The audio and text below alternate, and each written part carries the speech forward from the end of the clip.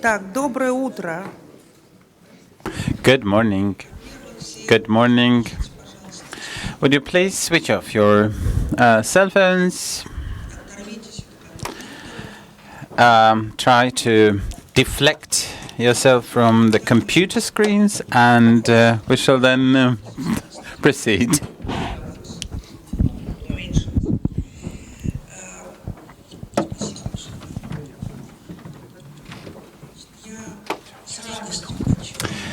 It is with great pleasure and anticipation that I'm opening this seminar. Thank you for coming.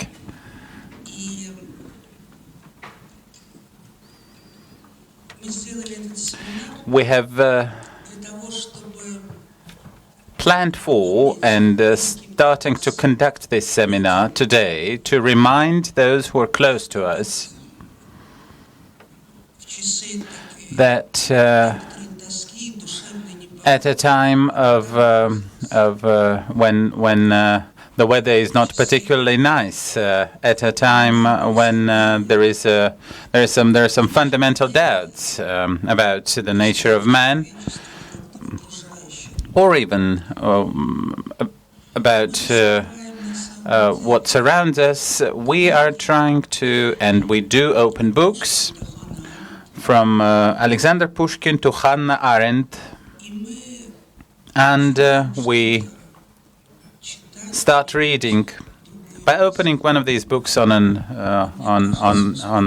any page deliberately, and I think that we get some calm. We reobtain a quiet because we come to see the world from a slightly different angle. This seminar that has been structured by Ina, our great my colleague and the co-author of this program, we would like to remind you during this seminar that there are states of mind and states of consciousness when the thought is the only thing that matters, where the language is what matters. And this poignancy, the feeling that comes to us through the mental image and that restores our balance, that restores us to what we are, to humanity, and restores us to a desire to continue doing what we have been doing. Not to get deranged, but to stand and to be in that very point where we plan to have been. If we experience this feeling during this seminar, I will believe that this seminar was a success. So I wish you every success in this seminar. Thank you.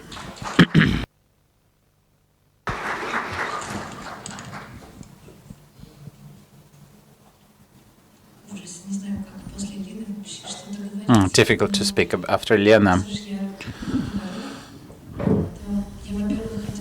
First of all, let me say that we are very happy to welcome the alumni here in Golitsyn, which is always a special honor, privilege, and pleasure for us, because the fact that you are coming back to the school tells us that we are doing what we're doing for a purpose. The purpose, however, of this seminar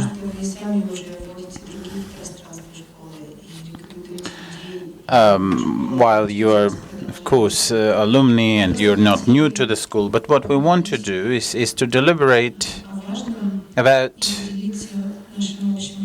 the important things and to share some thoughts. We have tried to be very picky in our expert composition for this seminar.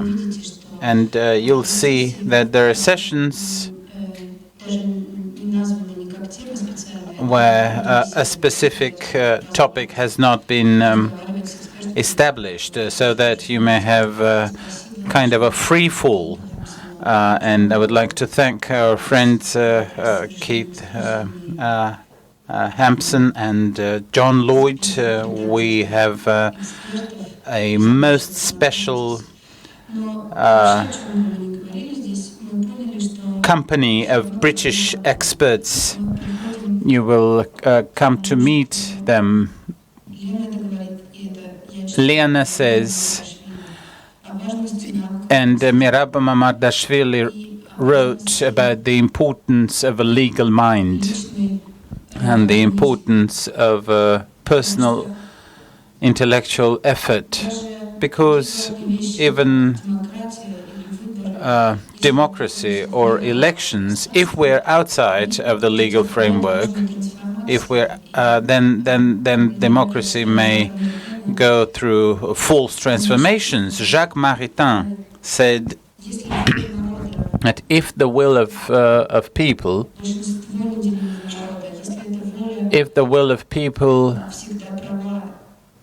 is always right, and that immediately casts us back to the absolute monarchy. And this is a very difficult topic, but what I would like to get back to is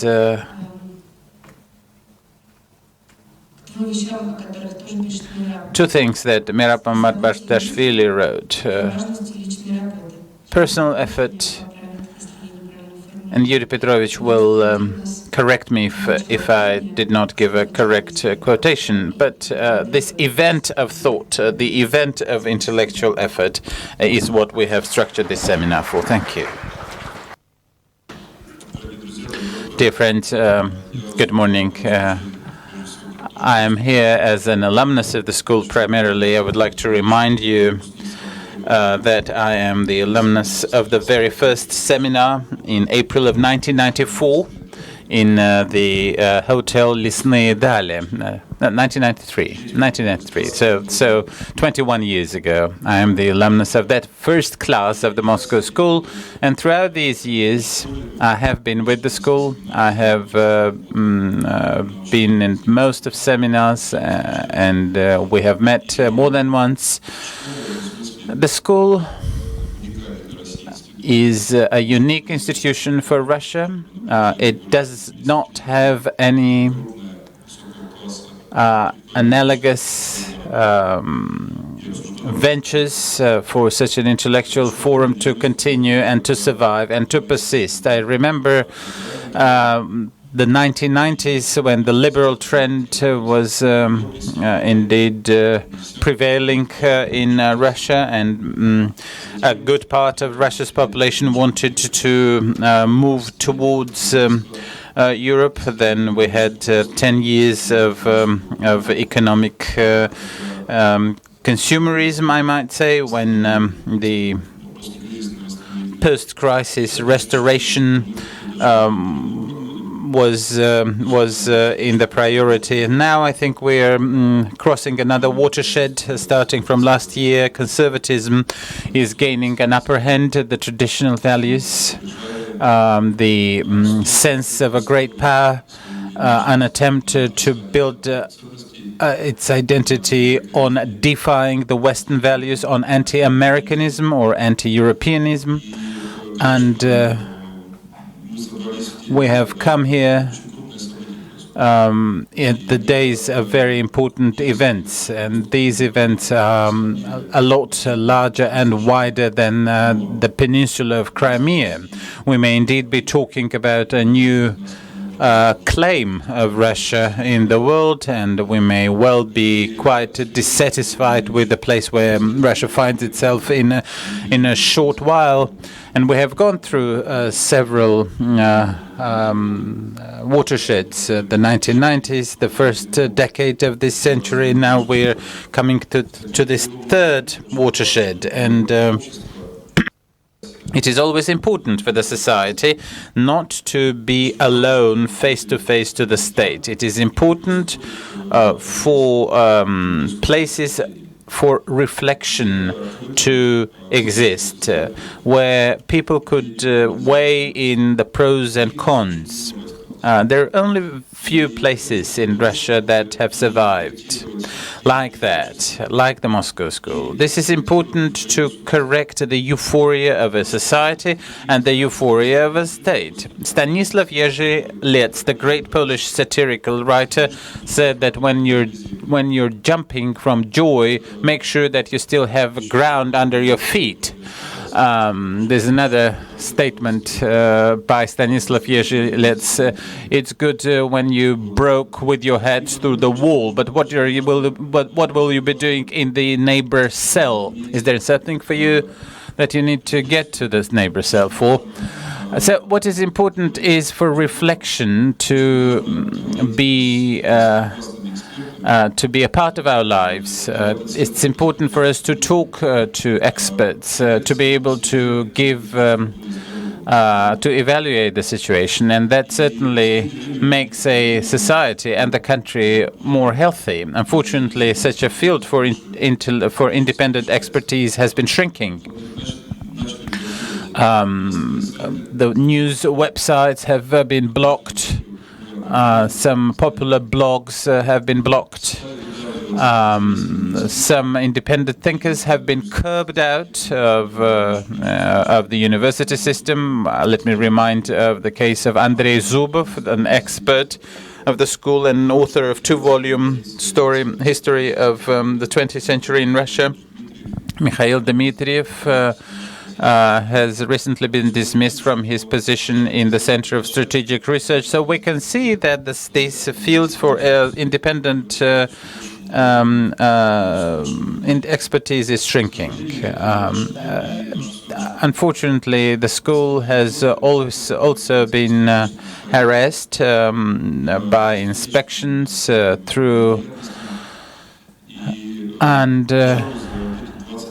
over these 20-plus years of its existence, there has never been a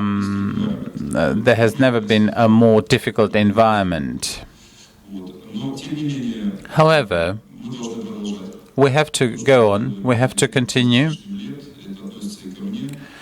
And I am proud that in 1994 I opened the first regional school in Altai, inspired by the Moscow School.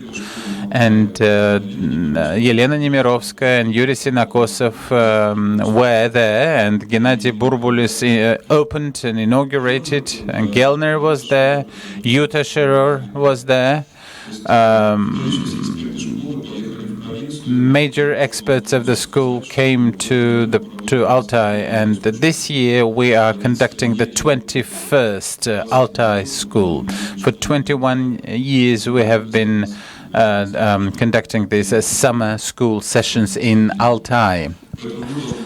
Difficulties notwithstanding, so we have to persist, we have to continue, we have to carry forward the mission of the school, the mission of honest, independent intellectual discussion, to consider the most vibrant issues. And I think that these 3 days in Galitsina will be very important, and we shall thus be aware and be able to take in these bits of dialogue, these bits of intellectual feast. I congratulate you all, and I wish you a very fruitful seminar.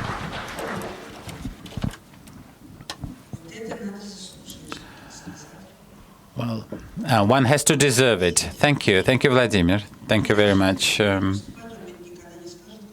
Vladimir Ryzhkov never says when he comes. We never know if he comes. We're very glad then. We thank him. But we thought that Mr. Alexei Kudrin would come to talk to the school,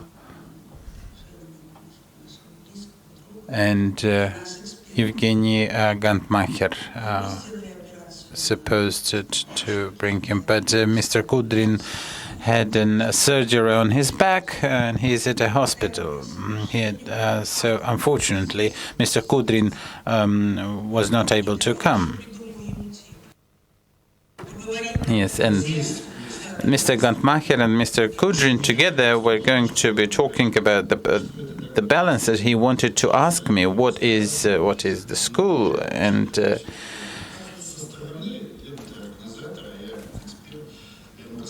so I told him about the school, and he asked me about the topic, and so we had this topic of the economics and politics of balance.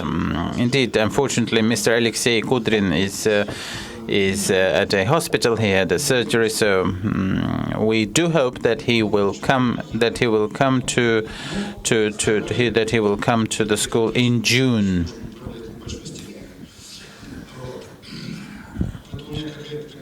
So I have a somewhat strange mission, because I cannot substitute Mr. Kudrin, and I will not be trying to do that, really. So, but however, I have decided to keep true to the topic.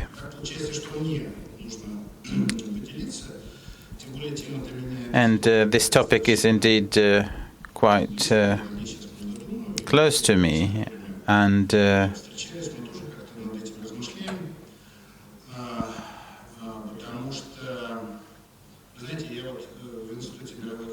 the Institute of World Economics, where I'm the deputy director, and I'm very proud to be working at this institute, I have told my colleagues that the international relations have stopped.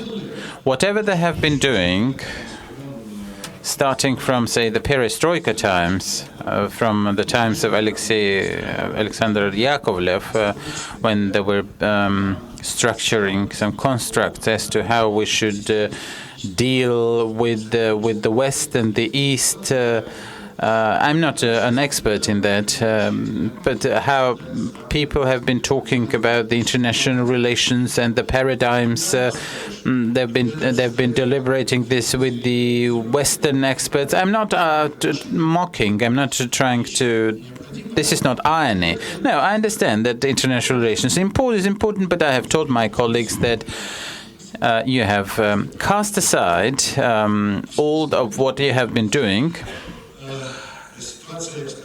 But the situation has changed in a institutional way. If we talk from the standpoint of world economics and the world economy, nothing has changed, and that's good.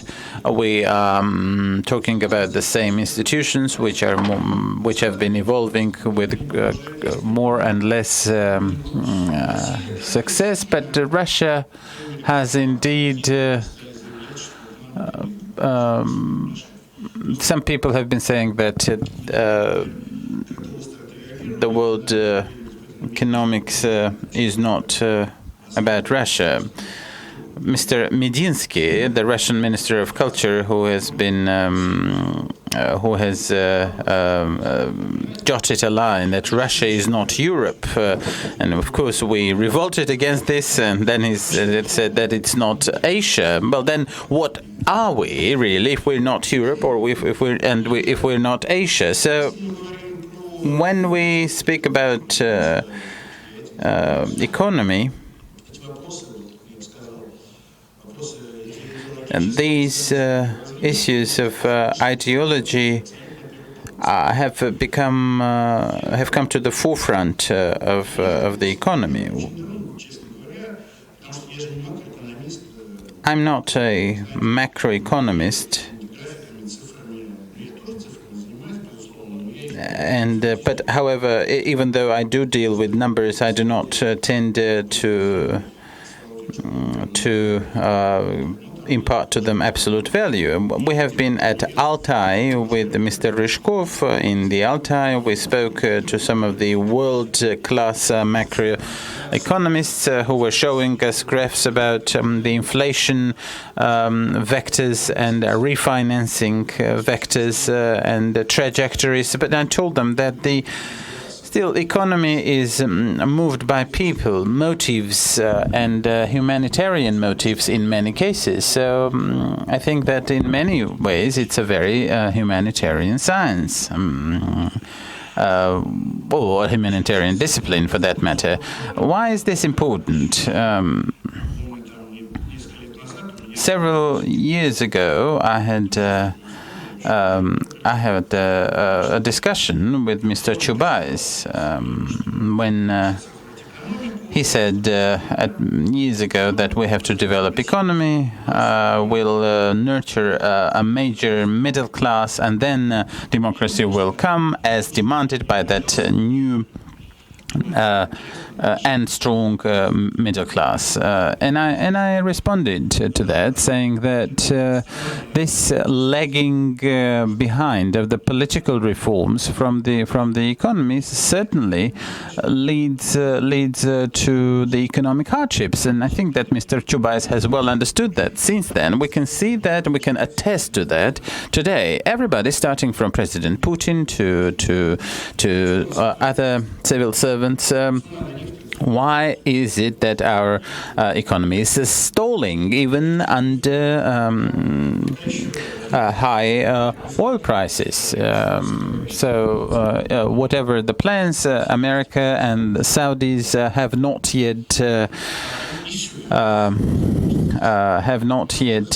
broken the back of the oil prices. But even now, with the oil prices being still with the flying colors, the economy here is entering the dire straits. I remember when Mr. Putin, about a month and a half ago in Sochi, when he had an economic meeting in Sochi, he said, well, we're fine with our economy, plus 1.3%. Well, the United States, Germany, and France are all very gradually coming out, and the United Kingdom are very gradually coming out of the recession. And he never mentioned that, but of course he's very, very concerned. If we take 1.3 good growth percent was because of the harvest and the weather was good. And how is the GDP calculated? People decided to spend.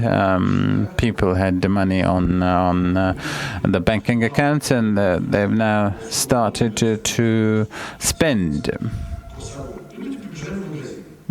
So people started to spend more, buy more, and there is a little more GDP. So this plus 1.3%, it can be easily explained at the level of a university student.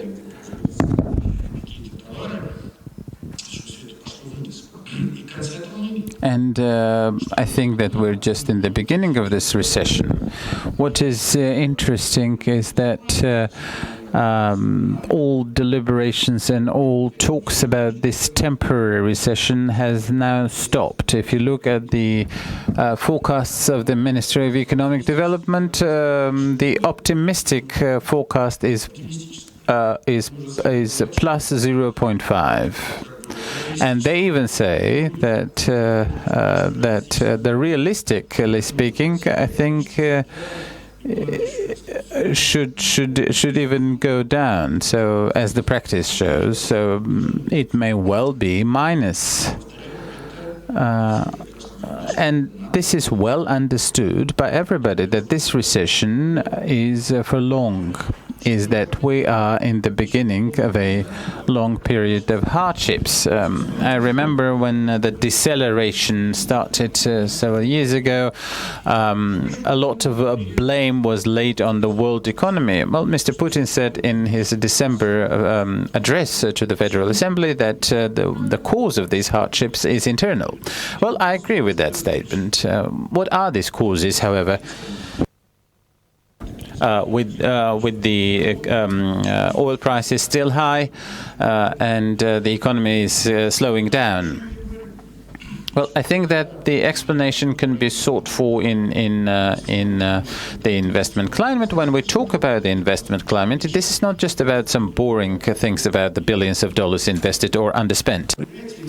And the investors, both Russian investors and foreign investors, and by the way, so here we can say that for some reason, Mr. Medinsky, so no one just doubted the motivation of European investors, because there is notion of investment per se. So yeah, as long as there is a notion of private capital, maybe it will disappear too eventually from Russia. But as long as it exists, investors act in a predictable fashion, and so they act in a. So, for example, when a foreigner comes to Russian Federation, then he is they are rude to him at the border, and then he decides to act differently. So the climate is built of the tax system and other things that so legislation. So then the judiciary. So it can be good or bad, and so there's other things that get ever ubiquitous. That make a nation so pursue certain moral topics. But BRICS. So we're part of BRICS. So they are all. So in China growth very fast, but it slows down. So the old display slowing down, and so Brazil and other countries, all BRIC countries. So, but again, developed countries are on the rise. So now the capital just instead of investing in the developing economy, so it goes back, and so then the United States, Japan, by the way, it's on the rise as well. And what it means for Russia, it means that we haven't had too much investments in recent years, and so there is still no investment, and certainly it's related to the fact that so then this perception of the people. If a Russian investor, for example, so there's a lot of capital flight now. So the capital flight in Russia, as they say. So if you go to the bank. And so if you turn your ruble account into dollars, so that will be part of the statistics which displays the tendency of the capital flight. So even if you do it with your own account, because then they have to open up another correspondent account in a foreign bank, and so then the money, and so your ruble account is not here anymore, so it's a dollar, and then it's reflected as the capital flight. And so that's why your money is part of your money is there, so part of your money is here. So, but this is the way the financial system is built. It's the way it's designed. So what about this dead end? So what are the corollaries? Mr. Putin last year, so he attempted to find a golden key that would address all issues. So then to change the refinancing rate of the central bank, to change a little bit here, to change a little bit there, and everything just will be beautiful, and the economy will start to fly again.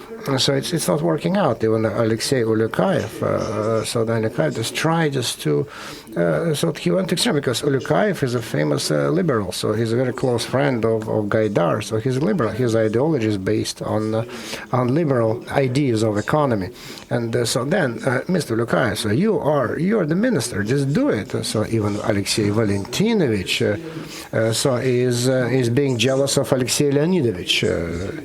And so on, he said. So I envy you because you're a professor. You're not responsible. But I'm the minister. That's why I'm responsible for everything and I'm held accountable for everything. So unlike you being a professor, and so there are many challenges. They're snowballing and in-depth problems. So even if we don't talk about the current situation, whereby they're saying that Russia is not Europe, so then the relations are changing between Russia and Europe. That's the first challenge. And then, so how can we? So where do we take the money to feed the Russians, to feed the Russian people? So this is a very important issue. So because since the year of 2000 until now, so we increased the well-being of people quite considerably, and so that the money that we got from oil and gas, half of it was stolen, and so private money, and so 25% went to the budget programs, and 25% went as a quarter went just to increase the salaries, the public sector people. So more than $1 trillion money. Just that was the dividend. That's how it was cut. So the budget was divided. At least, so the people got 25%. At least, so that's already something. But now the economy does not generate nowhere near as much taxes, so that they can be collected and distributed to pensioners. So the public sector people. We need to remember how 40 million pensioners, so 15 million budgets plus public sector people, plus we have 15% of the military, etc. So they depend on the state for their livelihood. And that's a lot. And so then the social responsibilities, so they have special quality. They cannot be actually frozen at a certain level. So because the number of pensioners retired, this demography Russia is always on the rise. It's increasing number of pensioners all the time. That's why the pension fund will be under stress all the time. So the pensions will need to go up, even if we don't increase the pensions. But the number of pensioners is increasing. And so Putin said. So when he became president, so he promised to increase the salaries of public sector people. This is right. Because our public sector people were underfinanced. They were not getting enough salaries and wages. And President Putin, the then president, so 2012, promised to do that. But the state has no money for that.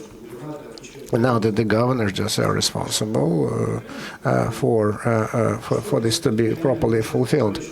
But the regional budgets, the majority of the constituent units, so they're not financing anything. So everything just go for this to increase the salaries of the public sector people because they want just to report well, and so they forgot about all other types of investments. So then there are cuts in the number of employees because so let's reduce the number of doctors, let's reduce the number of teachers. If we can't pay them, or just for example, so the specialists in schools, psychiatrists, psychologists, and so speech doctors, whatever, just that used to work at school. So now they're all laid off because they wanted just to increase the salaries of the remaining personnel, and otherwise there will be no money. So they say healthcare is true of this and as well. But the issue is that it cannot last forever. This is obvious, and that is why. So there is a certain question. So what are the limits? So when we cannot with these maneuvers, this careful navigating, so we palliate this position, and so we keep to support so the social issues. But to what extent? So we can explain to the people, to the Russians, and to convince the Russians that the reduction their well-being, and it's going on, by the way, in many groups of people in Russia. So then not only current salaries, etc., so they're going down. So availability of healthcare, education, so this is free, so they know that it's worsening. It's kind of negligible, but you see that it's going down. Not so obvious, but it's going down. And so then we need to explain to the people that that's for a long period of time in exchange of Russia getting stronger. So we need to explain that because we have to go for the reduction of the well-being of the people. And so will the people agree, just our society, for this exchange, so for this castling? I don't know. And so when we increase the material level of the people, and then in exchange you give us political loyalty, how it was in the 90s.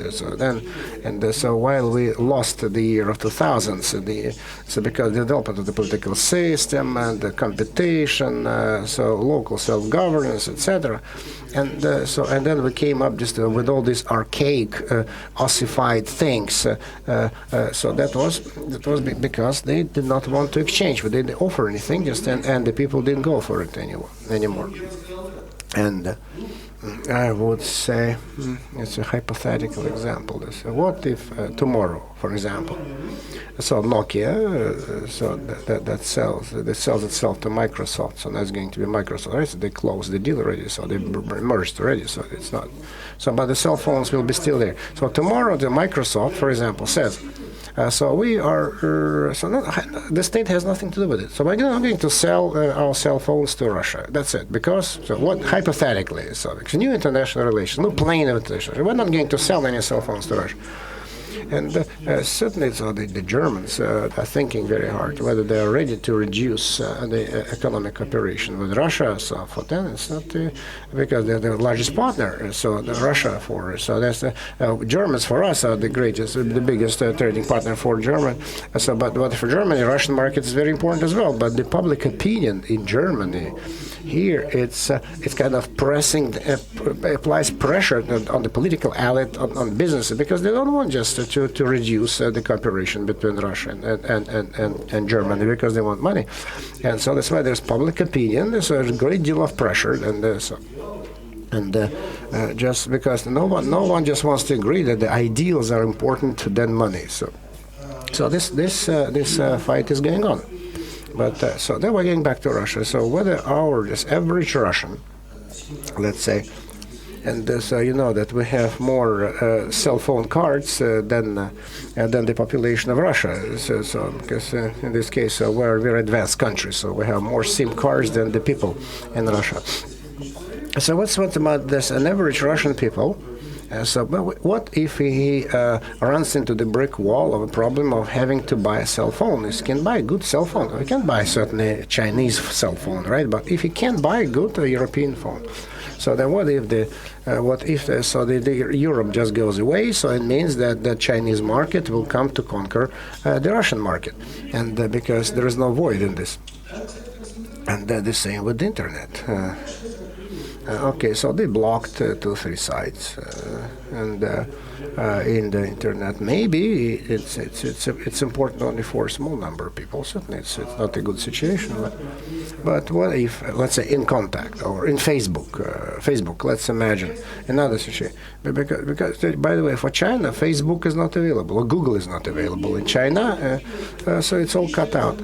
So simple. I'm not even talking about material things, but things like things that we got accustomed to. They are of all European origin. Those are European values. So we are.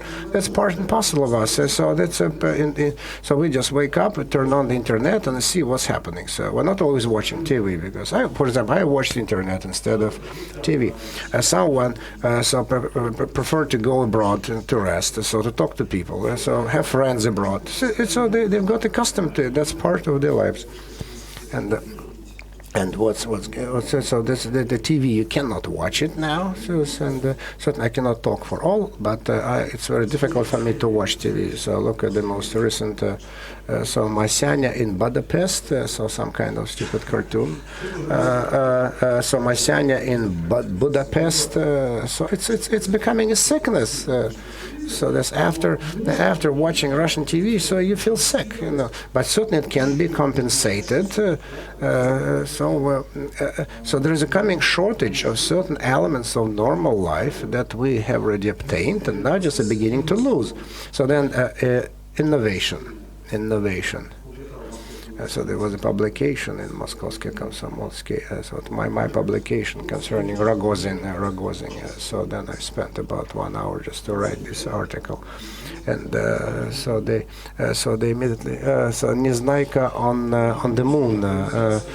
So then Russia will be moving to Mars and to the moon. He was saying so. and but the ways of getting innovations in Russian history, so there were different ways. So first there were prison type research teams, right? So when they were just all put into jail and then worked hard. So people with brains so developed this. So that was, and then so the Soviet Union became the first in space research, and so Tupolev, Polyakov, all designers, so aircraft designers, so all just spent time in prison, so where they worked and then designed the best world-class aircraft and missiles. That's true. So then, so that only bespeaks that we're not Europe. And it's my understanding that even such countries that are catching up with us, China, for example, so they do not use this approach to research and R&D activity, so behind bars. And so then innovations through self-education, through a quick exercise of a human being, so the ability of free thinking, liberty. And because to be creative, you have to be free. And, so we never use this approach. So freedom of society as a conduit to people's innovativeness. We never had it. Then so if it's not so prison research, then maybe Mussolini, Hitler type of R&D effort. I don't know.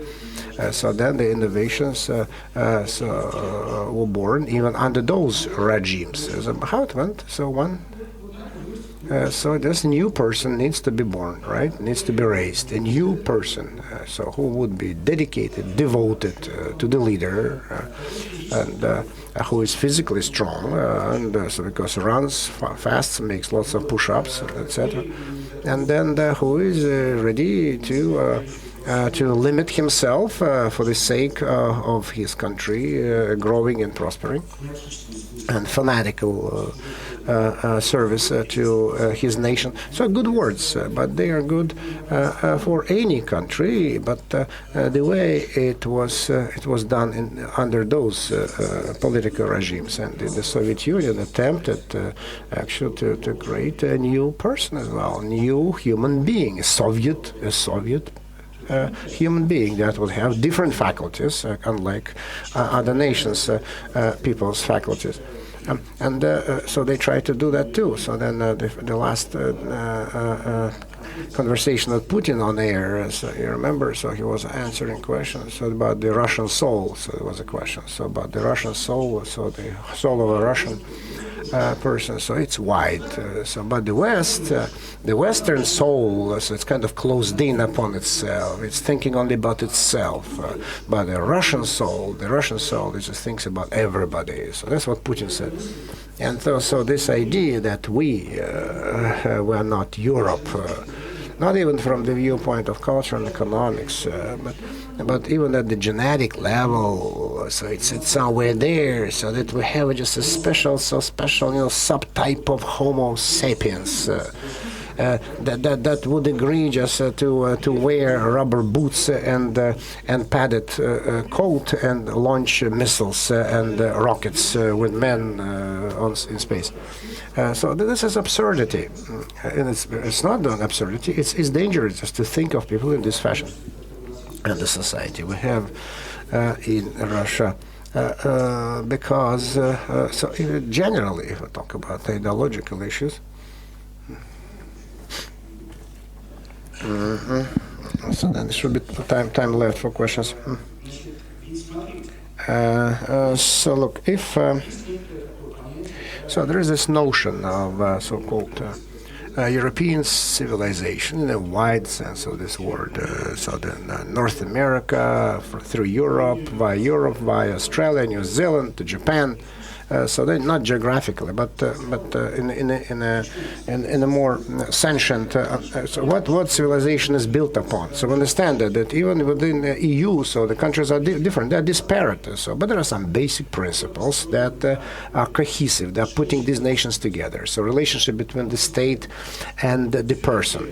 So then the state is not sacred in its nature. So it's important because it needs to be there. We cannot keep on living without about it. But the state plays only one function that the society gave to the state. So then different countries, the functions are different. But the basic point is that the man is the basis, the most important value. It's not just nut or bolt, small cog, in a big ratchet.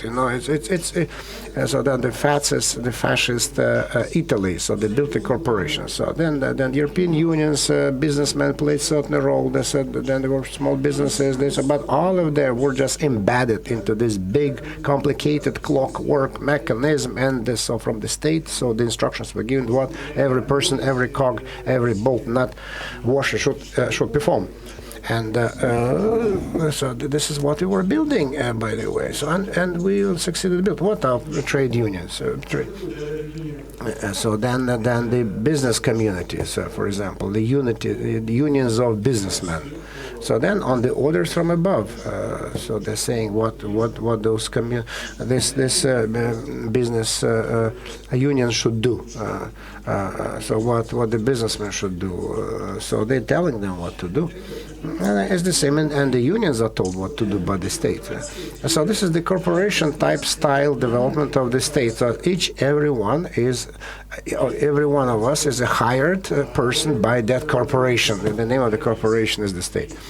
And but the European civilization is built differently. So certainly it's not ideal. So there are challenges, bureaucracy, red tape, and so sometimes the state does not pull its weight.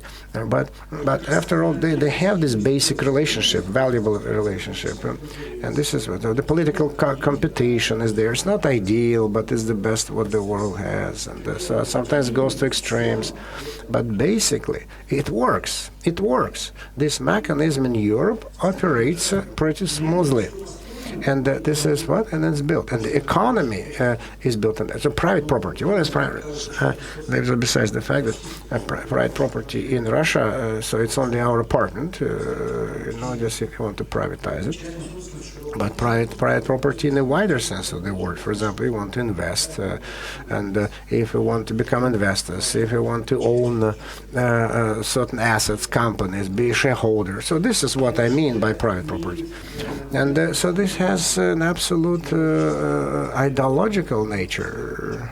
So recently I was reading a book, Professor Hirschman book, American professor, which is titled so the passions and interests. So that's a kind of prolix book. But then I got interested, and the idea is quite straightforward. So when before capitalism in the medieval ages, so then the passions and the mores of Europe were what kind of mores? So you remember this? It's difficult to be God. So Russian famous book. And so when people were killing each other, so it was so natural course of events. So the relationship were referred to to the top of the spear, etc. Torture, murder, whatever. Medieval ages. And when capitalism started to take shape, and instead of passions, it put interests. So people, instead of just getting passionate, so instead of just fighting each other and killing each other, they would sit at the table. And then they would just who will sell for what, for how much money. So money started to play a very important role. Interests replaced passions. And Hirschman just was writing this before capitalism, before the 20th century's capitalism, the 18th, the 17th, 19th year capitalism. So that played a very important role in mitigating the harshness of people's attitudes, mores, rights, traditions, and so it turned out to be that capitalism so had this an inherent humanitarian function. So and then Professor Hirschman was writing, so that certainly he was very disenchanted with the development of capitalism in the 20th century because of 2 world wars. So he leaves the question open. So whether capitalism in the 20th century performs this role, this humanitarian role, or not. And I wanted to, to say that this private property notion, individual life, which is so that should certainly follow certain rules and laws. and which is not regulated by the authority. So I mean, this kind of hand management, but overall rules. It's very important for the economy. Because this is the basis, the foundation on which the normal economy is being built. So when I talk about the decline of Europe, two centuries of the calamities, everyone just portends the end of Europe, and so capitalism is over, and so. Capitalism has, I think, a connotation, something from the 19th century. No, capitalism is market economy. There's nothing wrong with it. So the social market, a combination of things that evolve is positive. So Greece, for example, let's take up Greece. So a member of EU, and a member of the European zone. So a huge social calamity, catastrophe. So what Greece have gone through in the recent years, so this we wouldn't have gone through this. So our nation just would have taken up the pikes and axes and started killing each other. So if we had to go through the same thing, so this would go against the power, or would go those who have beards or whatever. But their pensions went down. So those who work public, so salaries and number of employed, so reduced drastically. So the formal law, that's every worker was supposed to get the 13th salary, so even the 14th salary. So that's what it was according to the previous law. And the economy buckled, and so it couldn't survive under the stress. So then the social consequences that that Greece had to take. So if we just transfer this experience into Russia, the Russians wouldn't have been able to survive peacefully. So then the Europe said they will secede the Eurozone, the European Union, they would secede, they will just flee, they would go back to the drachma and the relationship between dollar and euro and drachma. Nothing happened. So there were parliamentary elections, certainly people took to the streets, and so they smashed some windows, they burned some cars, but there was parliamentary elections, so then some extremists got some seats in the parliament, but the majority coalition got the power, so they formed the government, and so now they're bringing the economy in conformity with normal economy. And all the talks in Greece, I don't know about Russia, maybe. But in Greece, I can tell you, no one is talking that they're going to secede Europe, they're going to leave the zone of euro. They understand very well that their presence. So the principles, it's a market economy, democracy, it's much more profitable, it's much better than to be elsewhere. So even just as part of everyday life. So unlike the fact, so if they just decide to go just as a free boat, just sailing the turbulent water, so then no, they don't want that. So they want to stay within the realm of the civilized society. And so then there is. Are there any is there competition? Yeah, there was a socialist model, Soviet model, right? So we know what it ended up with. So is there anything else that could be as good as what Europe offers and America offers? So Putin was saying, so let's resume the Soviet Union with all the principles that existed before. What else besides the Soviet model? China. Okay, so say that China. I visit China very often, and there's a very interesting phenomenon, and so what's happening in China right now. But China just follows a different trajectory than Russia. This is obvious. Just recently, in the villages, they appeared. Something simple. So doctors appeared because it is in the country, in China. So they have no electricity, they have nothing, no doctors, nothing. So because in Russia we always had doctors, we always have hospitals, even in the village and in the country. So they never had it. And in China, so all these decades of development. So you just watch. So then their higher education is only for money, so they have to pay for it. And so then the China follows very slowly but steadily. This is their approach. And there will be some problems within the next coming years. So, but they follow the way of their own model.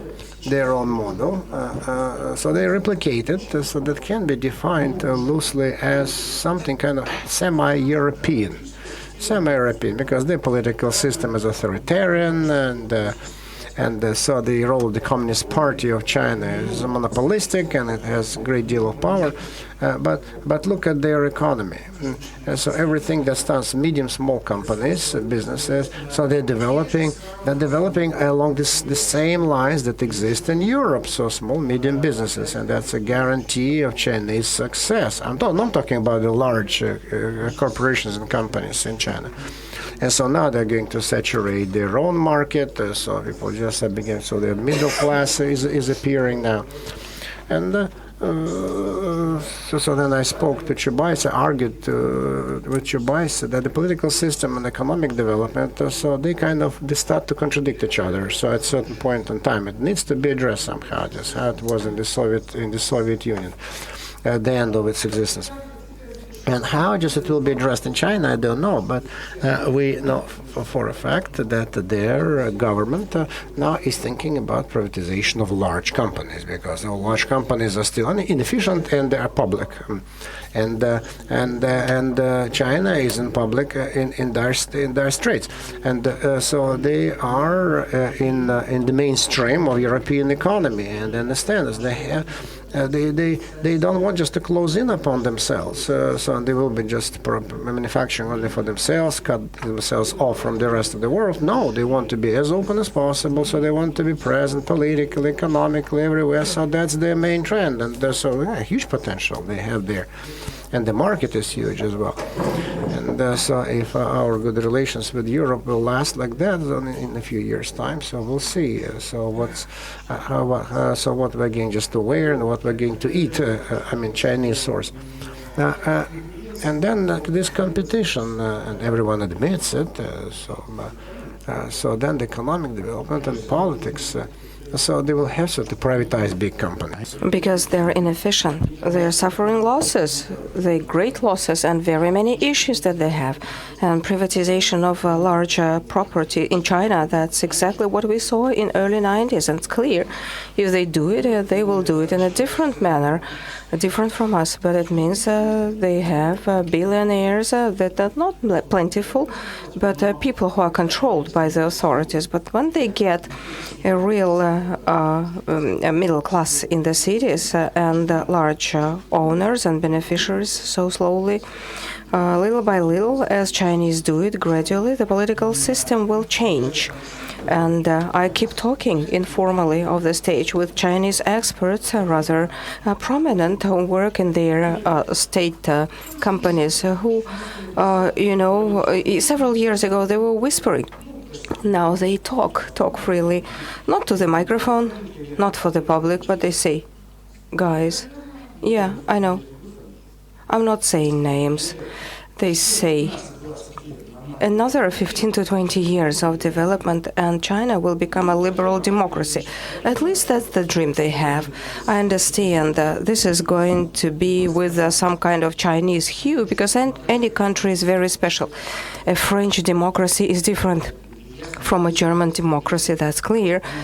We're not going to understand globalization as putting McDonald's everywhere. So this primeval notion, that perception that many people have who make decisions, and this is absolutely wrong. Globalization is in diversity, on the basis of those deep core principles. And I say that if Russia indeed under pressure of some ideologies like Glaziev, anyway, I can call our people, Russian people, Rogozin, Yakunin, Dugin, Posner. I was surprised to see that Vladimir Posner decided to find out who Dugin was and invited to a show. And under pressure of such people, indeed, a real decision will be made that, yes, indeed, we are living, we're not Europe. But where are we going to sail? Are we going to create something? So please, away from South Korea, North Korea, or poor African countries, or Asian countries. So we have some parameters, economic and social, that say that we are lower middle class among rich countries, developed countries. So what can be special for us? So what are we going to do? I don't know. I don't have the answer. Maybe some thinker somewhere in some Dutchess stay and invent things. So we shall see. But attempts like that. So why am I mentioning Italy and Germany in the 1930s? Because that's true. The temptation is very high to build the society in such a way for a great idea. Great Russia, great Italy, great country. Why not? But this all immediately is followed by breaking everything you can reach. So we are marching, singing songs, the drums, and we believe in it. That's what people think who want to think that way. And this experience that I called Italy, Germany in the 30s testifies. Well, it can only end in national catastrophe sooner or later. It's going to be, first you have a euphoria like we have now, horrible, colossal happiness. We are so strong, so powerful. We are omnipotent, but in a while, 5 years, 10 years down the road, 15, doesn't matter, but it ends up in a very painful outcome. So these my deliberations about, economics and politics and trying to find the balance.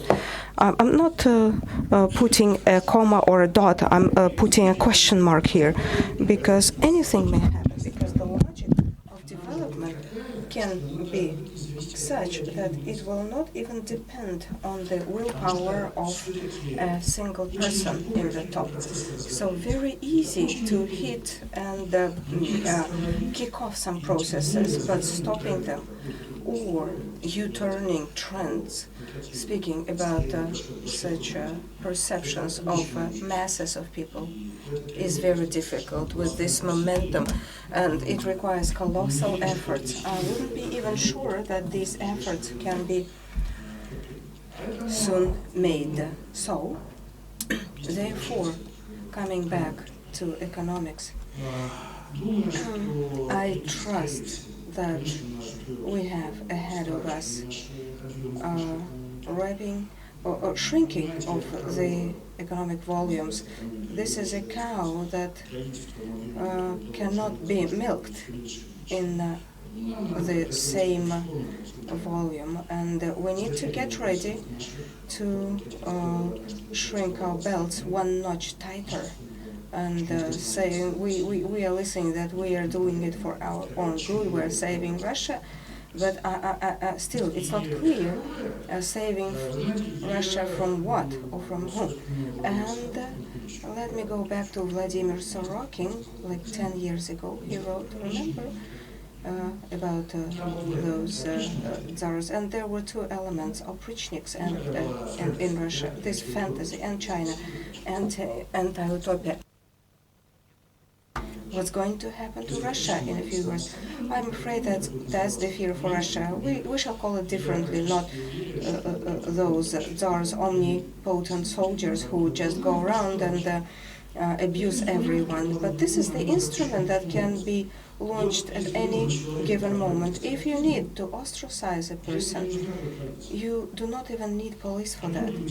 There will be some people like those Ukrainian guys or people's armed guys, Cossacks, whatever, whoever who have those who believe they have the right to impose on others and abuse. And suddenly we see that such views will be supported by the state. And on behalf of the state, if they feel that there is a person who keeps silent when he has to shout hooray, he will be subject him to all sorts of abuse, beating him or whatever, putting him at stakes. This is this kind of behavior. Or take China. I'm very positive about China. China is a great country, our partner. We really need to have close ties with them, but we need to understand those. We are not Asia, we are Europe, we say, but we're in between. And all those things, they grind slowly but steadily, the mills of God. And it's going to be one of the poles, and the West.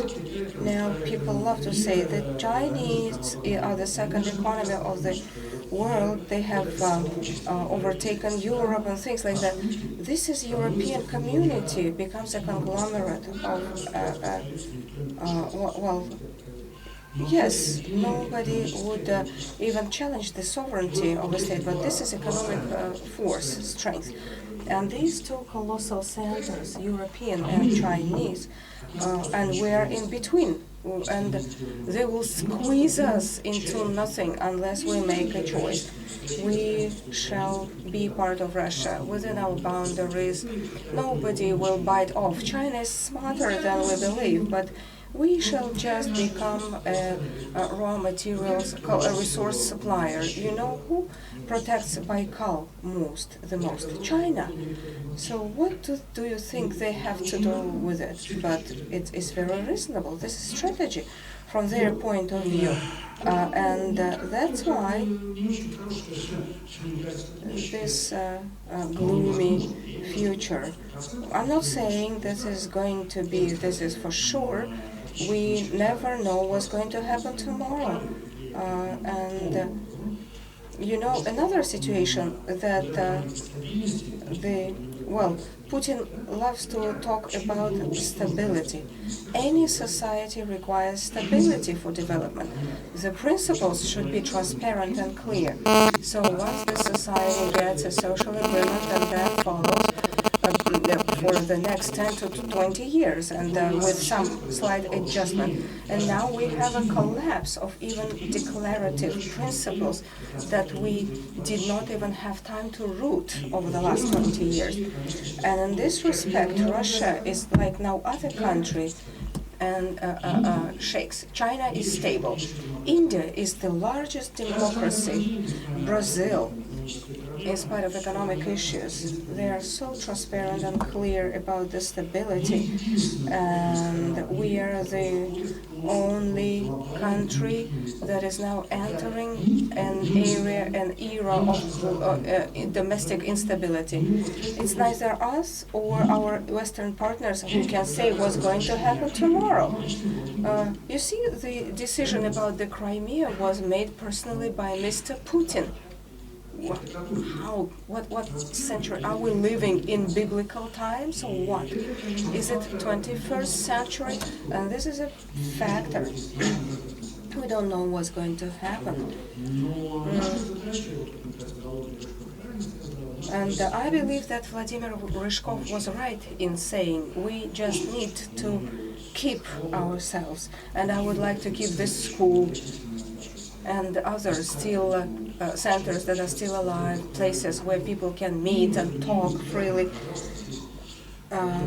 So no issues here. We need to continue. We need to follow up, meet, and we may be in luck.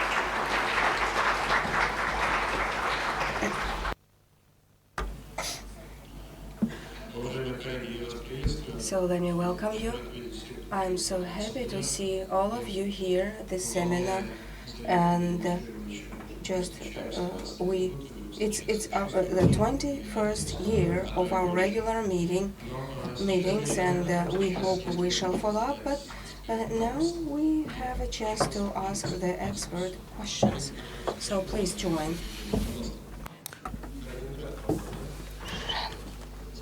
Yeah, Mr. Shumanov, a colleague who was asking to a question. So, hello. I'm from Kaliningrad, indeed. My name is Ilya Shumanov, and I had the regional Transparency International Center. Elena Polfinova was asking her best regards. So my question in our early discussion, my question about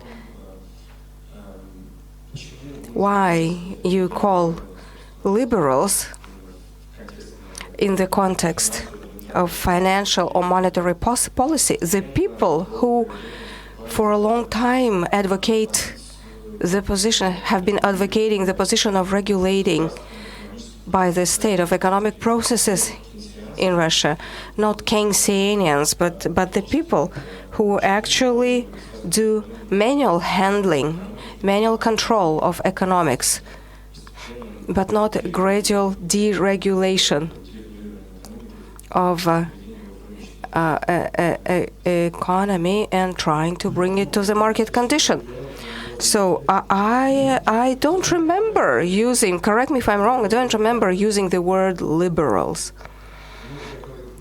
I was talking about Ulyukayev, but I was not talking about myself. So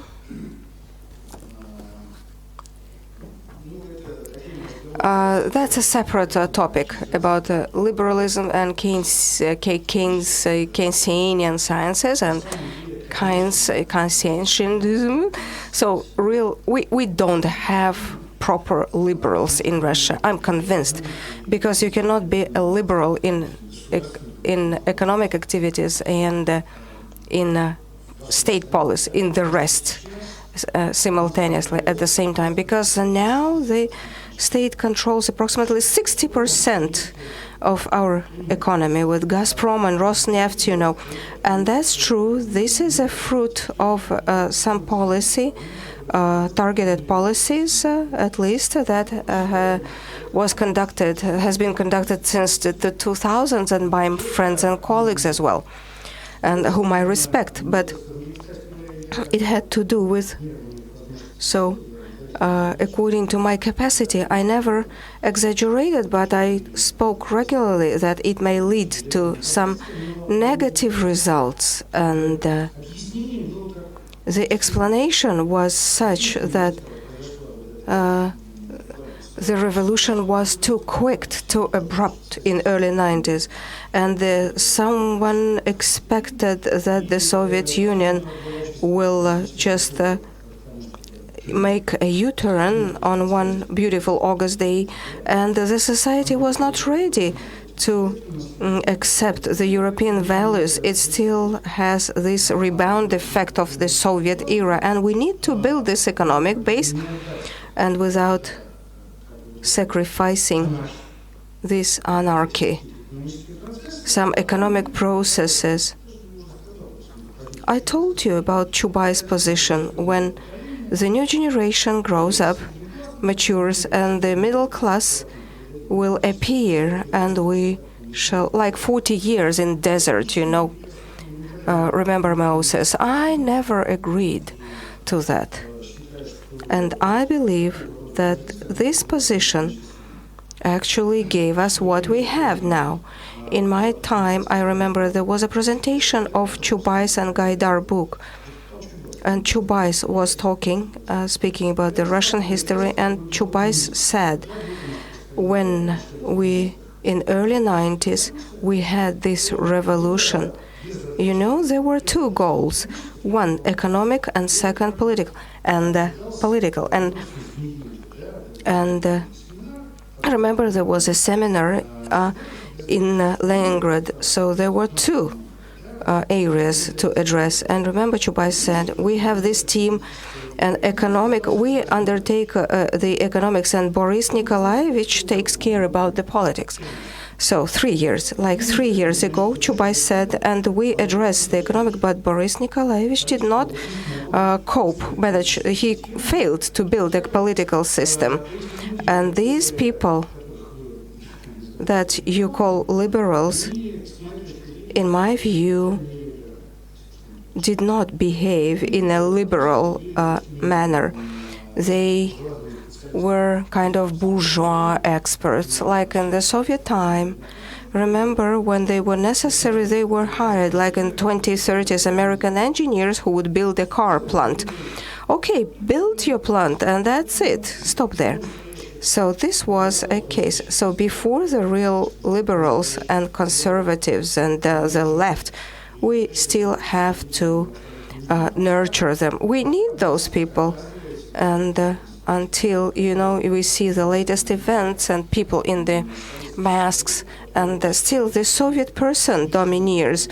Everything mixed inside, no clear goals or perceptions or principles, just like some emotions, some propensities, who is prone to propaganda. So phenomenon that we all can see. That's the.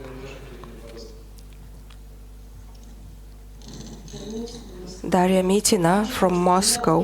Evgeny, I have a question about the outlook of the European Union. So you said it's in no danger because there no alternative, no way out, no one exits because there are no options. Don't you think that in fact it's it doesn't boil down to some formal issues? Someone exits the European Union, someone. But the European is shaken by the protests against the European Union, Central Bank, and the fund, the European fund. And look at Greece. Since 2008, the national strike is ongoing, permanent.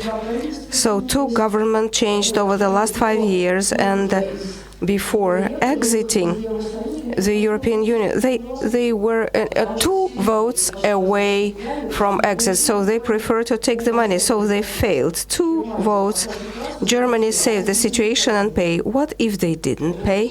If they hadn't paid, so what would have happened? And this little country of Iceland, which we tend to forget because it's so small, in my view, it made more better step to exit the European Union, announcing the default on the debts. It's not probably monetary policy that's the issue, euro, no euro, but probably the European Union should work out some different rules of the games, because the rules set by the big countries like France and Germany are not relevant anymore, not adequate. And the European Union cannot exist on the same basis the way it was created, it was set up, because it's not the issue. Greece in the Eurozone, Hungary, Bulgaria is not in the Eurozone, but the crisis level and economic gap is comparable. Don't you think that European Union should somehow change the basis, the core of existence, and the crisis and collapse is inevitable?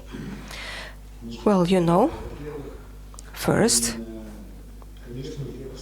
European Union, the coal and steel that it was one day economic union has transformed and changed into something different.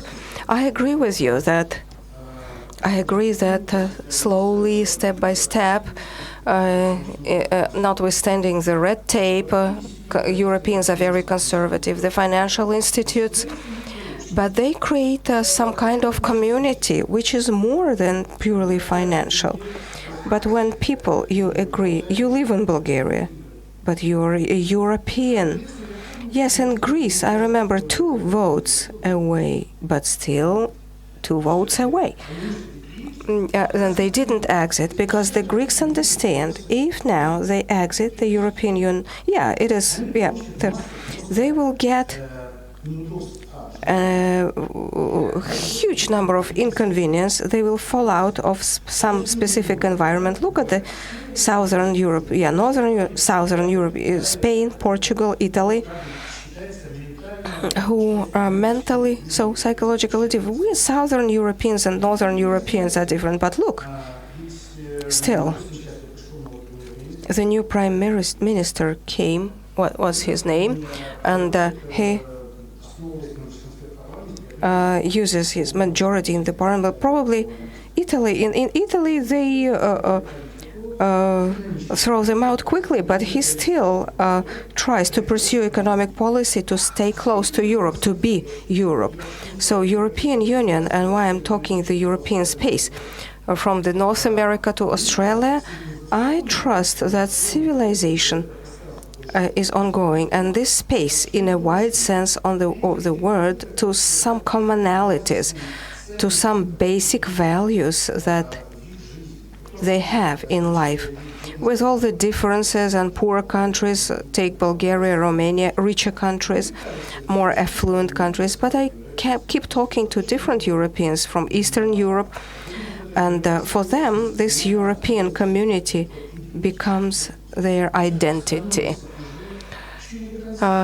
Not utterly, but becomes more important than things to do with purely economic aspects. As for Iceland, I know Iceland quite well indeed.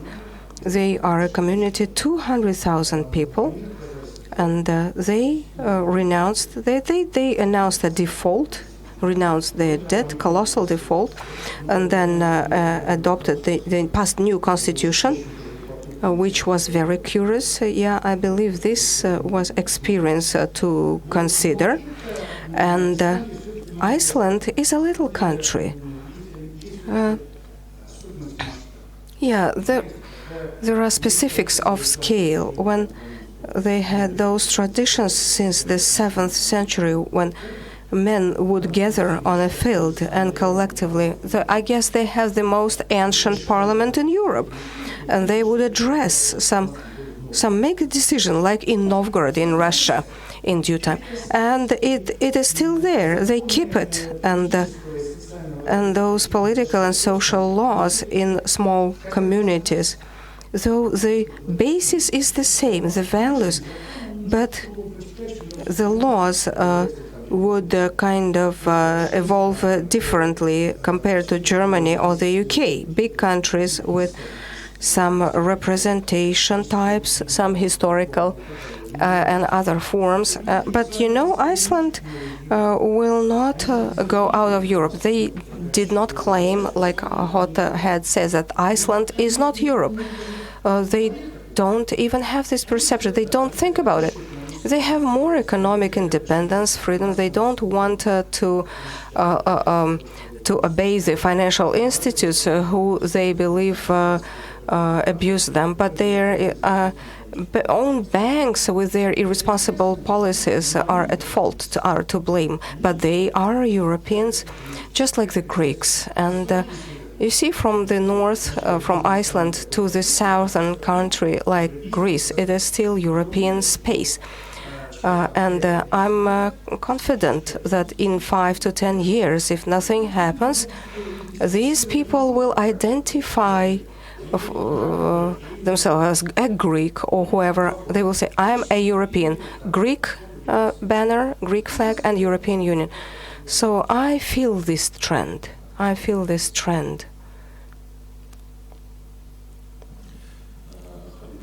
Habib Magomedov, administration of Dagestan, a graduate of 2005. Could you please tell me, you mentioned about the ratio of revenues distribution from some businesses, and you said that the lion's share goes to the private companies. So, speaking about your vision of the future in Russia, will those proportions be kept? No, the half of it was privatized. So I'll be more precise. This is not Gazprom revenues, not other companies' revenues who extracted, but it went to offshores, those accounts, real estate. No, it's a rough estimation because nobody has the exact, but approximately half. Quarter is what went to the budget, and a quarter went to the people. So that for them to sustain, but as for the future, I don't think the proportions will be kept, because this de-offshorization that is now a popular topic is a very serious thing, and I understand why Putin initiated it.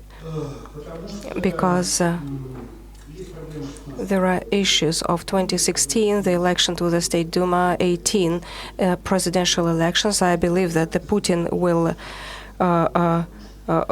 be participating. I was talking about our unpredictability and uncertainties, but specific financial resources necessary, not for the election campaign even, but to mitigate some social consequences and unrest.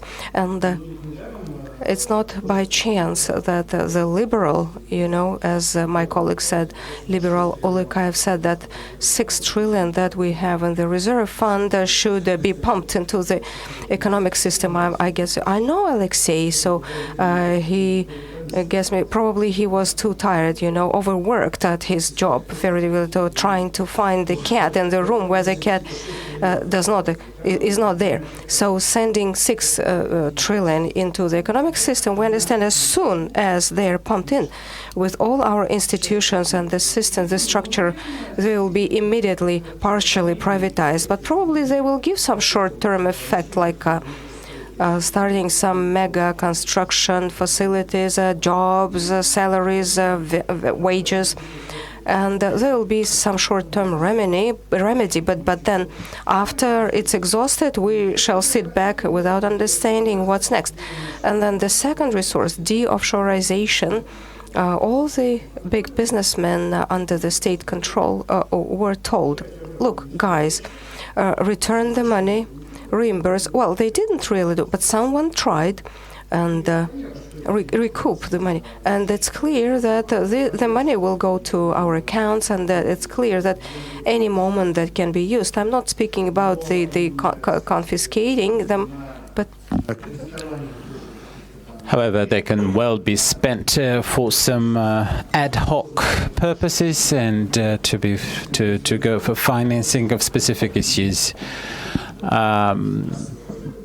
There are some cash breakdowns in that. So this is one of the resources to be used for the so-called social purposes.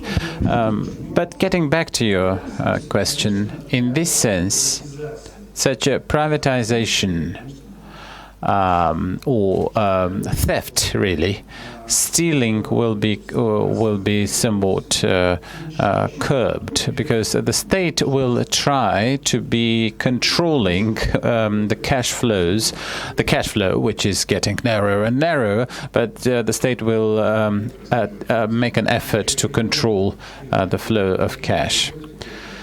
I would like to ask you to introduce yourself, and I'm an alumnus of 2005. We can see growing imbalance between the political decisions and the economic policies, and this balance is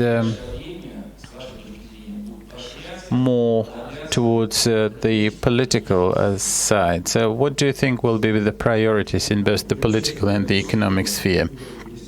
Well, the level of disbalance and unpredictability is quite high, so I can't say what will happen. I think this is more a question to the stargazers and the insiders who can tell you what will be the priorities. So. And the reason is very simple. The reason for why I can't comment. There is a general concept of political course or economic course. When there is such a course, which we really had, I think, 2 to 3 years with some erratic imbalances. However, there was a general course that I could say that there is this trend that one can agree or disagree with, but one can then prognosticate, try to make a forecast to say that there will be some events which may relate to this course. Today, I do not know what is the trend. I do not see that. I fail to understand what will be the basis of the political and economic measures to come. I have a proposal. I have a proposition, a hypothesis. The elections. There is a certain imitation of elections. It may be that they don't need these imitations. Maybe they are trying to have some sort of Jamahiriya-style government, when they would have some sort of popular congresses guarded by the soldiers of the National Guard. When such National Guard will come and guarantee the independence and freedom of a referendum, for that matter, or some other political decision. So we'll see. Mr. Minshutkin. Pavel Minshutkin from Archangelsk. I'm the alumnus of 2003. Well, I think that we have a course in that, or a trend, which I may call an Orthodox monastery or a convent. When we were talking about modernization of Mr. Medvedev 2 years or 3 years ago, I was curious, how can we have an Orthodox or thoroughly Orthodox government, and the Orthodox Church being the most conservative force in the society? How can we talk about modernization with having such a high dominance of the Orthodox Church? So there is a general political concept that maybe the best time or the best configuration for Russia is an Orthodox convent. Well, an Orthodox convent does have some sort of an economy, but it is a very rigorous establishment. Interestingly, why did Mr. Chaplin and other Orthodox hierarchs refrain from comments after the Crimea? Well, I can't tell you. I can't tell you that. It appears that they are taking the risk of losing 43 dioceses of the Ukrainian Orthodox Church, of the Russian Orthodox Church in the Ukraine, which is definitely a great danger, and those dioceses are siding with the Ukrainian government and criticizing the events in Crimea. And the Orthodox Church, I'm not talking about the autocephalous Ukrainian Church, Orthodox Church, which is quite independent, but with today's, as it happens today, the Kiev church, the autocephalous church, may well evolve and develop into a great rival. And I'm not a great expert in that, even though that Patriarch Kirill is the most powerful in terms of the number of parishioners. It is true, but if the Ukraine falls out in that sense, then Patriarch Kirill in Moscow may well face a big danger of becoming an outsider. I'm not with respect to your concept about the Orthodox monastery or an Orthodox. The things that were considered as quite absurd or fantasies, delirious fantasies even a year ago, now such things are coming into life. But recently I read a work about how the Russian Far East should be developed. Three classical things: the building of monasteries and convents, and the military and the inmates. Why should the inmates let the penitentiary establishments be passed to the Far East? And of course, the monasteries will be there, and the military will also be the army will also be cultivating these lands. I read this in an article of a person whom I believed to be sane. Well, the economy of a monastery is an interesting concept in itself, because every monastery is an economic unit, which is a special topic. I'm not a great expert in that topic, but what I can say that in terms of the Russian Orthodoxy, Russia is it's an Orthodox country. When most people claim that they belong to the Orthodox Church, but we know that in reality the number of churchgoers in the country is not high at all. With the rest is the Orthodoxy is more of a matter of ritual or a matter of a culture even. Sometimes when I speak with the Orthodox priests, I have some knowledge of the Old and New Testament, and in some cases I have a better knowledge of the Scriptures, even though I'm not a religious person, than many of the Orthodox priests that I talk to. So, which is certainly not a compliment to the general educational level of this clergy. Russia is not an Orthodox country; it is more a pagan country, if you wish. Let us remember that Peter the Great virtually abolished the patriarchy, the position of patriarch in his empire, and all priests, starting from Peter the Great, were civil servants. So this was the elite of the Russian Empire. Even under the Romanovs, were bureaucrats, essentially, even though they knew the ritual. And of course, the Soviet government made the situation a lot more satanic, of course, if you think about all the tragedies associated with this. So I think that in this sense, we're talking about a field of non-traditional ritual, and you can see this paganism. Let us think how the Russian, how Easter is celebrated in this country. So we're seeing an eclectic mixture. So I think that if one were to convert Russia into an Orthodox monastery, I think that would be a fantasy. That would have failed, because there is no target audience for it. Well, we can call this as a neologism. Orthodoxization of Russia. Yeah. All right. Let's go. Let's proceed with your question. Yes, Lena. Lena Nemirovskaya has a question.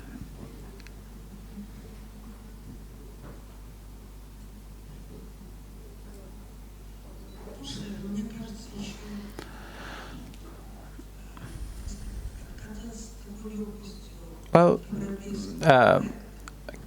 abolishing, as it were, the European project in Russia, which is nothing but a secular result of the Christian culture, if you think about that in historical terms, that would mean, I think, for Russia, departing from the Christian culture, if I may express my humble opinion, because the Enlightenment and the European project of enlightenment, with all the specifics of the national states that make up Europe, is the result of the development of what I may call Christian culture.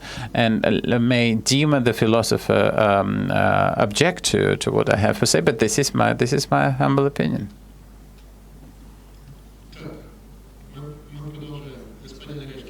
Mr. Areshkin, St. Petersburg.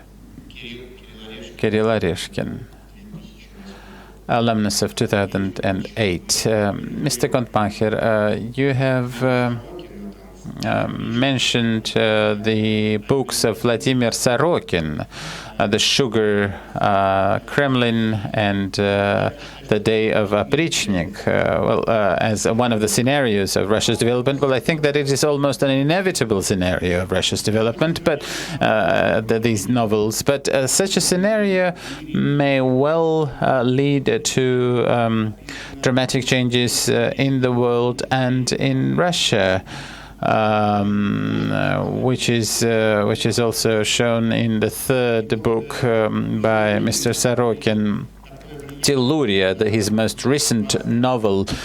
We're already seeing how the events in the Ukraine have led to a situation when the international treaties are no longer valid, such as the treaty guaranteeing the integrity of the Ukraine.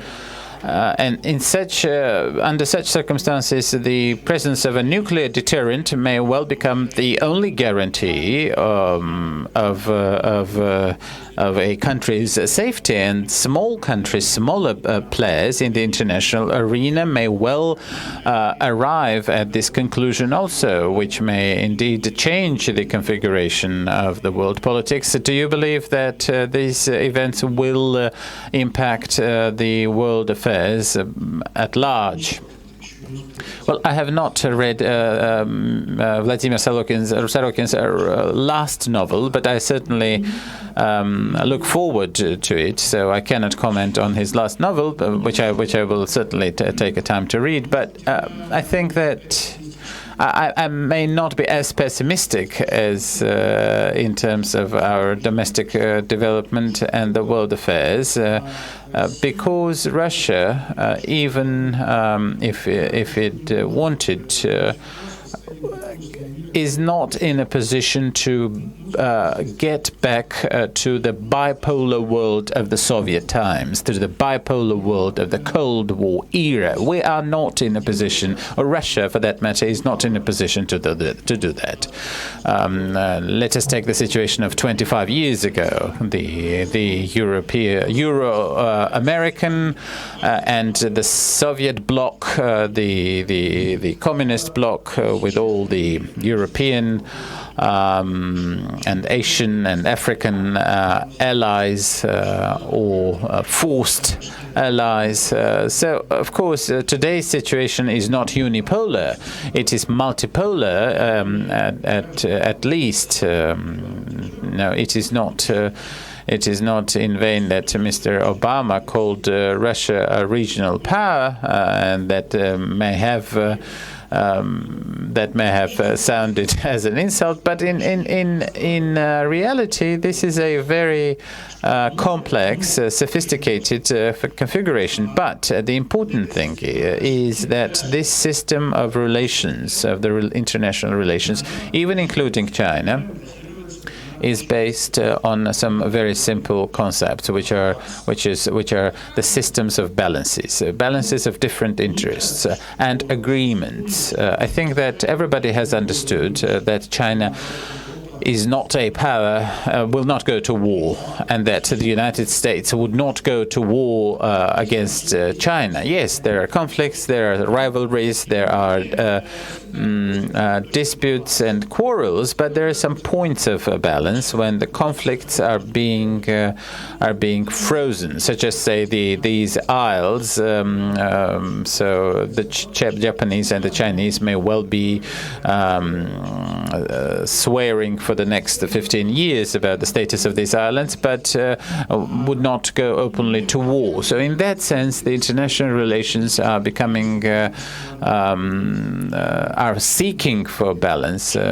So there has to be some consensus. In this sense, if Russia had wanted to become such an outcast to say that no, this is not a system that we will put up. We have to build up something for ourselves. We have to make a situation whereby we can solve by military means all of our problems. If Russia starts to saying that we have zones of influence, not about our interests, this is normal. France have special interests in Africa. Nobody argues with that. The United States has interests elsewhere. But if Russia says that we can do this and that in military ways, and if this goes against the consensus, I think that Russia is simply not able to do that. We don't have allies, hardly have any,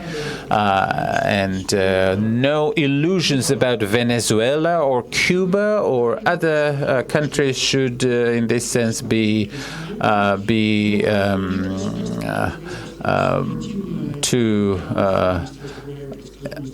too enthusiastic. So nobody should be enthusiastic about the Cuban regime, which may well exist for another 15 years. But the actual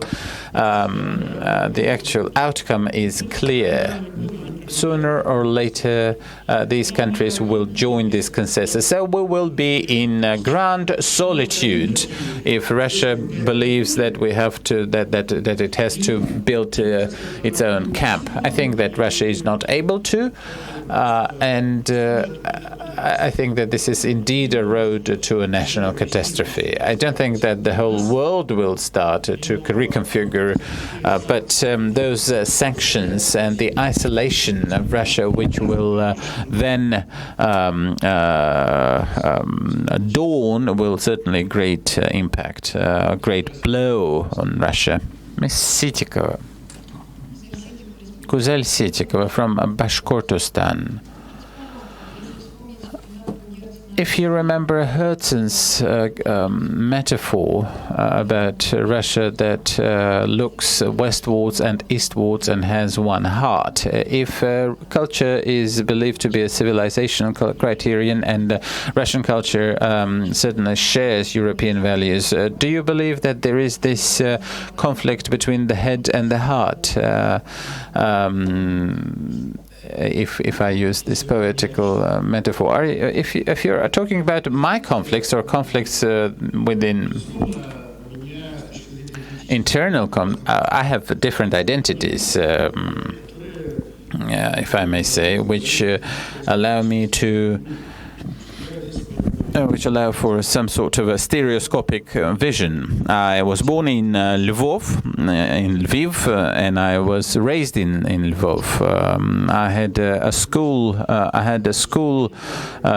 friend who was a Bandera man from the KGB. He was, and I know many stories of the Western Ukraine. I know a little bit about the Western Ukraine, the phenomenon of the Western Ukraine, but Lvov is still my native city. It's my hometown, and I always go there and spend time there.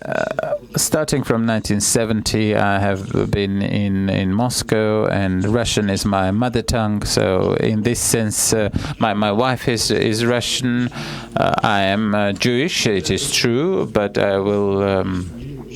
I shall never change my name as I was offered to, suggested to do in the Soviet times. So indeed, these different identities allow me to think of myself as a European and a citizen of Russia, and in this sense, I call myself a patriot. I have no problem with leaving Russia, but I will not leave. They can only kick me out of here, but I will not go myself. So I have no internal conflict, none at all. Yes, we have some more time for questions.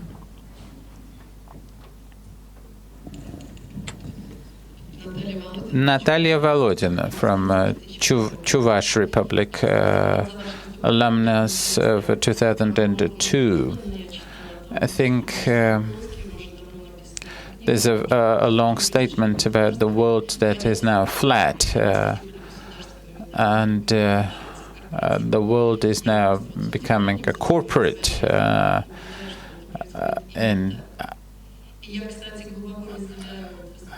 and I definitely share Lena's views that European project is a Christian project, or at least culturally speaking. But looking at the events in Russia and the latest events in Russia, once you remembered when you talked about religion. There is the pendulum, or the European pendulum, and I allow for a thought that Mr. Putin, while behaving like a messiah, he has visited very sacred places. So in esoterical terms, maybe Mr. Putin is trying to create some sort of a pendulum. What is a pendulum? Pendulum is a generator of energy, and he may well believe that patriotism will become such an new energy. But indeed, Venezuela and Cuba may not be the valid allies, but he may be trying to revive the ideology of nationalism in the world. I remember in Crimea there are many people who hated Mr. Putin but are now in favor of his policies. So it is just a viewpoint. Do you not believe it's not much of a question, but rather a comment? Maybe Mr. Putin is trying to raise the waves of nationalism in the world. If this project is successful, we don't know. But of course, every development of civilizational development is in many ways a succession of projects. So the world is expecting a messiah. Is that what you had to say? Well, that's very interesting. Well, I'm not prepared to consider esoteric subjects. I'm not an expert in that at all, and I don't have much time to read esoteric or occult literature. But getting back to your point about patriotism,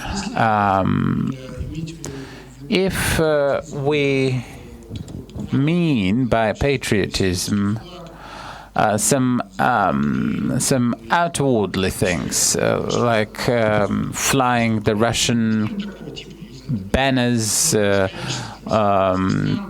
taking up and annexing Crimea, entering the northern Kazakhstan. This may be, a style of patriotism.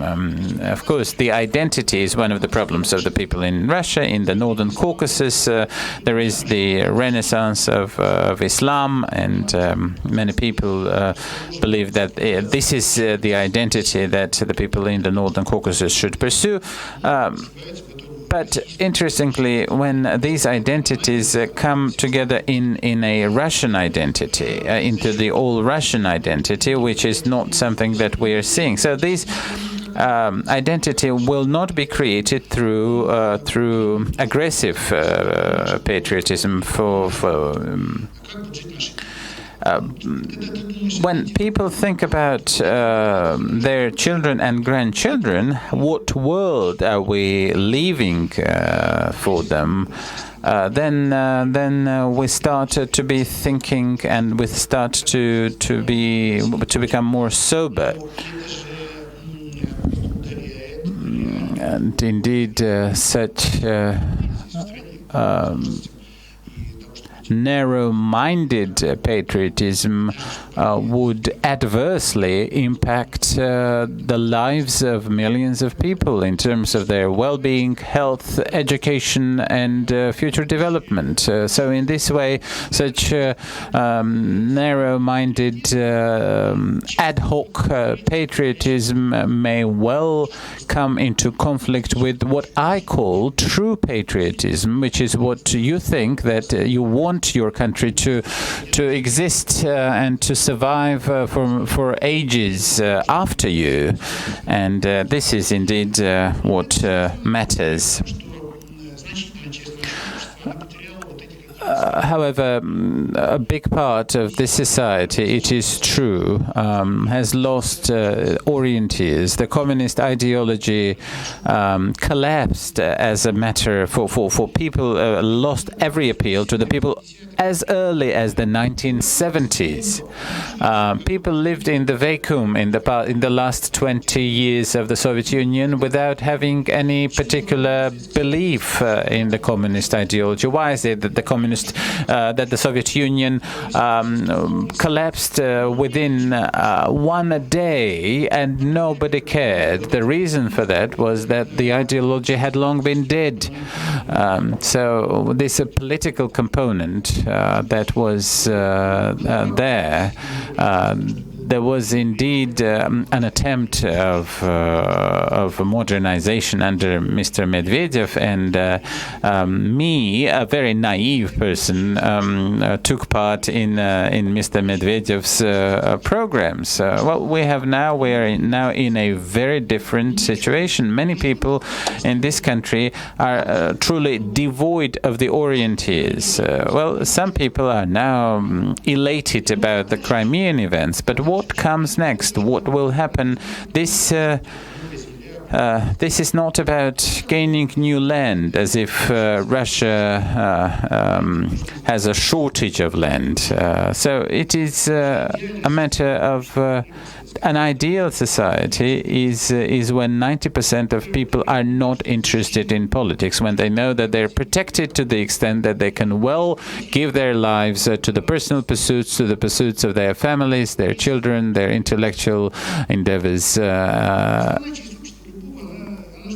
This is what I call a good society. And in a highly politicized environment, when we're being dumped out to this world of competing motives, think about the conflicts in families. Think about the conflicts in companies and in firms. Are you for Crimea or you're against Crimea? Even if you're which is when man and wife are quarreling, children and parents are quarreling. Is this patriotism? No, this is destruction.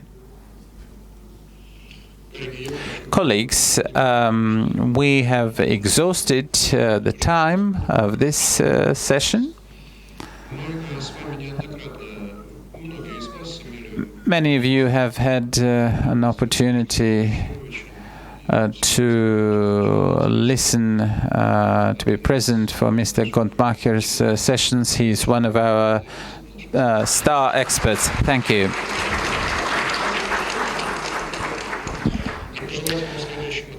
And we hope for the next modernization.